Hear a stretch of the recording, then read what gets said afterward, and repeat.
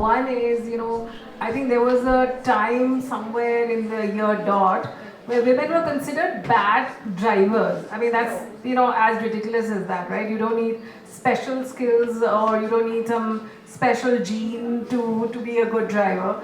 And I think the same is true for investing. I think there was some talk earlier about education, but really it should be intuitive almost.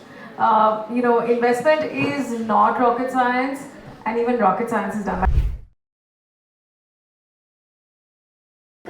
when women get rich, I think they're rich right.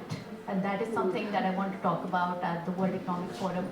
I think when we rich right, that means that we first take care of our families, we take care of ourselves, but we also take care of everything else. We have causes that we support.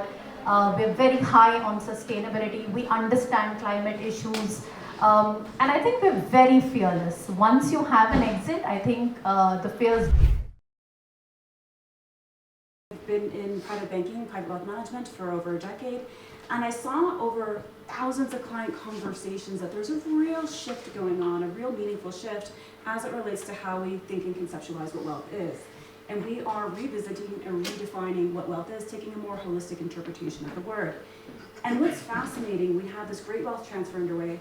We also have this reconceptualization of wealth creation. And I think that this next generation, both in terms of individuals and ideals, are interested in creating value. With what the data has been suggesting over the last 18-24 months. And in fact, even if you look at the female participation in Davos this year, it has increased by 13% from the way where we were last year also, right? So I think not just from a perspective of entrepreneurship, but even from a perspective of rising over the ranks in existing organizations. This can include even working in large corporates. I think that number has significantly gone up, and for all the right reasons.